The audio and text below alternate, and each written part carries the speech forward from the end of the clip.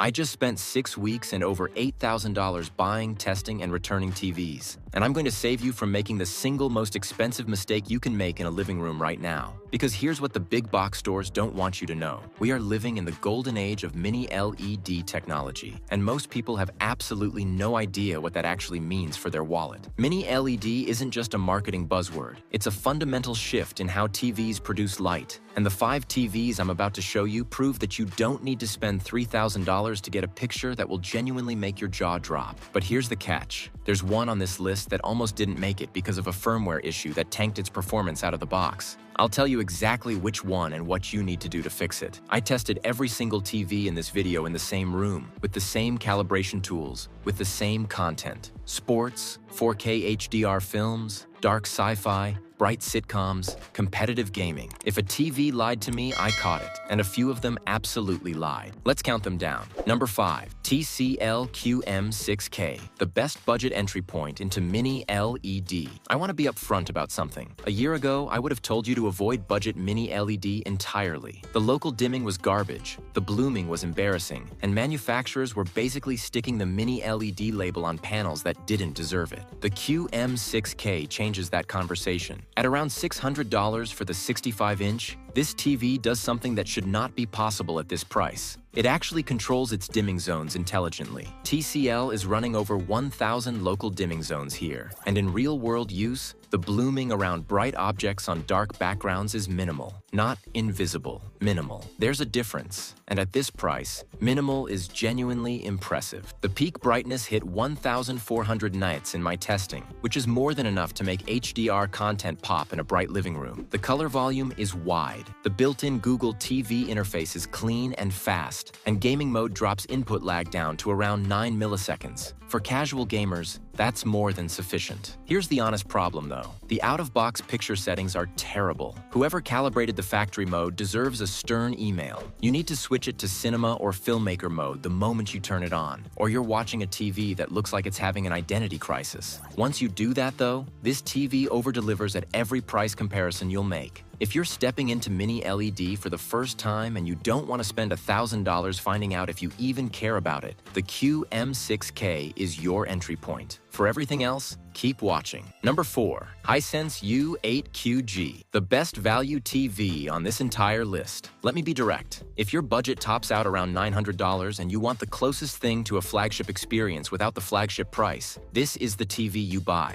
Full stop. The U8QG delivers peak brightness numbers that made me check my meter twice. We're talking 2,500 nits in my testing. That's not a spec sheet claim. I measured it with a calibration tool on a 10% window. For perspective, that's brighter than TVs that cost 3 times as much. In a room flooded with afternoon sunlight, this TV fights back and wins. The Mini LED implementation here is exceptional. Hisense has packed in a dense grid of dimming zones, and their processing engine, High View Engine Pro, actually knows how to use them. The contrast between bright highlights and deep shadows in HDR content is stunning. I watched the opening sequence of Blade Runner 2049 on this TV and had to remind myself this wasn't a flagship OLED. Gaming performance is legitimately great. You get 4K at 144 Hz with HDMI 2.1, VRR support, AMD FreeSync Premium, and an input lag that competitive players will actually care about. If you're running a PS5 or a high-end PC, this TV keeps up. The flaw? The built-in speakers are genuinely bad. Not just okay for a TV bad, actively thin and disappointing bad. If you're not connecting a soundbar or a receiver, you're undercutting everything this panel delivers visually. Budget at least $150 for audio alongside this purchase, and you'll have a setup that punches so far above its combined price, it's almost embarrassing. The U8QG is the TV I recommend to most people who ask me for a recommendation. Not because it wins every category. It doesn't. But because the gap between what it costs and what it delivers is wider than anything else on this list. Number 3, TCL QM8K, the best TV for big screen buyers. At 85 inches, something changes.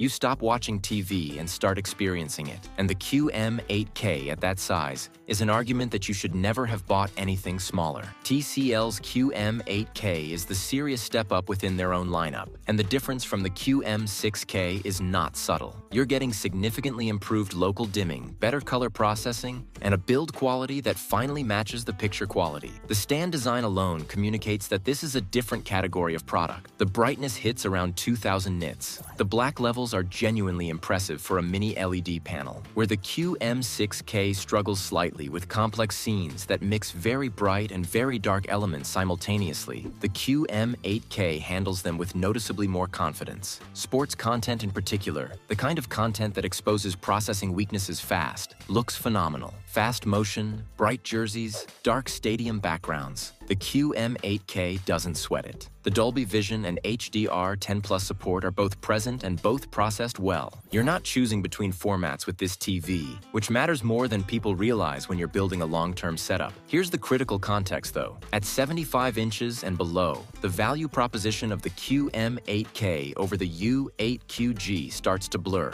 You're paying a significant premium for improvements that are real but harder to justify at smaller sizes. At 85 inches and above, the QM8K earns every dollar. If you're going big, and I mean genuinely big, this is where the list starts to get interesting for you specifically. Number 2. Samsung QN90F, the best TV for bright rooms and gamers. Samsung has been refining their Neo QLED technology for years, and the QN90F is the result of all that iteration arriving in a package that's nearly impossible to criticize in two very specific use cases. First, bright rooms. If you're mounting a TV above a fireplace, in a sunroom, in a kitchen, or anywhere that natural light is going to fight with your display, the QN90F wins. The anti-glare coating on this panel is genuinely the best I have tested. I pointed a lamp directly at it at a 45-degree angle during testing. The reflection was diffuse, manageable, and didn't destroy the image. On other TVs in this list, that same test produced a distracting hotspot. Samsung solved this. Second, gaming. The QN90F supports 4K at 144 Hz across all 4 HDMI ports. Not just one or two, all 4. VRR works correctly. The input lag in game mode is around 5.8 milliseconds, which is the kind of number that competitive console players and PC gamers actually care about. The response time on the panel itself handles fast-moving content without the trailing artifacts that cheaper mini LED panels can't hide. The picture quality in normal viewing is excellent. Peak brightness lands around 2,200 nits. The local dimming is controlled and intelligent. Color accuracy out of the box is better than most competitors, and after calibration, it's exceptional. The honest weakness is value. You're paying a Samsung premium here, and some of that premium is brand name, not performance. The Hisense U8QG gets surprisingly close in pure picture quality for a few $100s less. But if your room is bright, if you're a serious gamer, or if you simply want the most polished, reliable, and comprehensively supported smart TV experience, money can buy at this tier. The QN90F justifies itself. Number 1. Sony Bravia 9, the best overall mini LED TV you can buy. I want to tell you something about the Bravia 9 that no spec sheet will ever communicate. There is a quality to the image processing that is simply different from everything else on this list. Not marginally better, categorically different. Sony's XR cognitive processor doesn't just control brightness and color. It analyzes the content you're watching and adjusts the picture processing based on what type of scene is actually on screen. Action sequence? It handles motion differently than a quiet dialogue scene. Skin tones in one corner of the frame? It treats that area differently than the sky behind the subject. This sounds like marketing language. It is not. The difference is visible, and once you see it, you cannot unsee it. The Bravia 9 achieves something rare in mini LED. Near OLED black levels combined with brightness that no OLED can touch. Peak brightness in HDR hit 3,000 nits in my testing. Blacks measured as deep as anything short of an actual self-emissive panel. That combination, extreme brightness and extreme darkness simultaneously in the same frame, is what makes HDR content on this TV look like nothing else in the category. The audio system is built in partnership with Sony's own sound engineering team, and it shows. The acoustic multi-audio system fires sound from multiple points in the frame, creating a convincing sense of audio coming from where you're actually looking. You still probably want a proper soundbar for serious home theater use, but the built-in system embarrasses every other TV on this list. Gaming, HDMI 2.1 with 4K at 120 Hz, VRR,